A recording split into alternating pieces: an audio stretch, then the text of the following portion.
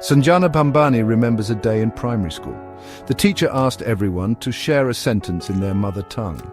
Sanjana felt confused. Hindi was what she spoke at home in Delhi. Was that her mother tongue? Later she learned her family had another language, Sindhi, but they stopped speaking it after leaving Sindh during the partition of India. Growing up, Sanjana only knew a little Sindhi. Her grandmother used some words while cooking. Her grandfather sometimes spoke it in his sleep. These little pieces hinted at a lost world. A world her family left behind. A world where Sindhi was the language of laughter, stories, and everyday life. As she grew older, Sanjana felt a growing wish. She wanted to get back this lost part of her heritage. Sanjana's journey to learn Sindhi wasn't just about the language. It was about understanding her family's past. It was about connecting with her roots. Her journey shows a bigger story. It's the story of India's many languages and how historical events impact language and identity. Sanjana's story isn't unique. The partition of India in 1947 caused one of the biggest migrations in history. Millions, like Sanjana's family, had to move. They crossed new borders, leaving behind their homes and languages. For many, losing their language was a deep wound. It meant being disconnected from their culture and who they were. India has a huge variety of languages. Hundreds of languages and dialects are spoken across the country. This mix of languages shows India's rich history and culture. However, this diversity has also seen times of conflict and displacement. The partition of 1947 was one such event. It created the independent nations of India and Pakistan. The partition was based on religion. It led to widespread violence and displacement. Millions of Hindus, Muslims, and Sikhs had to flee their homes. They crossed borders looking for safety. Among them were Sanjana's grandparents. Sindh, their home, became part of Pakistan. Sanjana's family, like many Hindu families, fled to India. They carried with them the pain of displacement. They also carried the unseen burden of a lost language. In their new home, they felt pressure to fit in. They were encouraged to adopt Hindi as their main language. The decision to leave behind Sindhi wasn't easy. It was about survival. In the chaos after the partition, speaking Hindi meant blending in. It meant avoiding possible danger.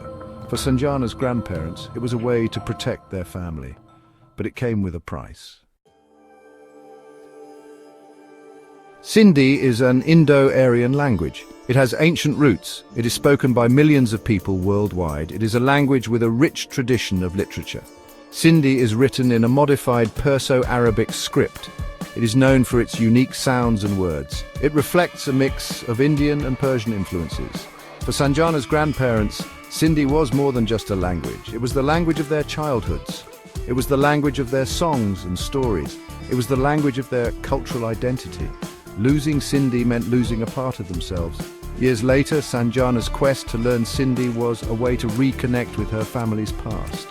It was a way to honor her grandparents' sacrifices. But getting back a lost language isn't easy. It's a journey with many challenges. Sanjana had trouble finding resources. There were few classes and even fewer native speakers to practice with. The lack of a geographically defined Sindhi community in India made it even harder. After the partition, Sindhi Hindus were scattered across the country. They integrated into different linguistic groups. This diaspora made it harder to preserve the language and teach it to younger generations.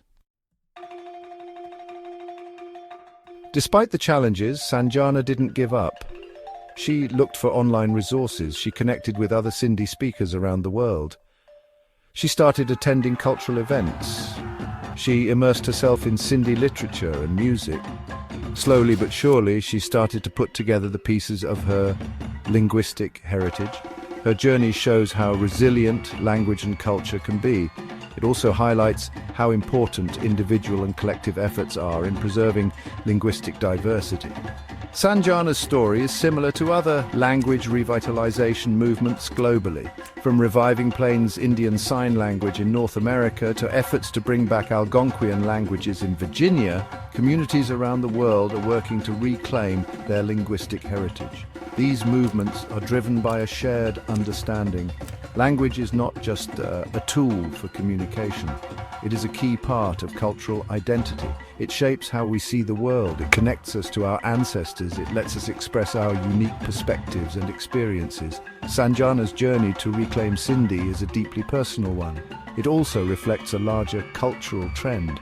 It reminds us that historical events continue to shape our present. By reclaiming lost languages, we are not just preserving words, but also keeping alive the stories, traditions, and identities that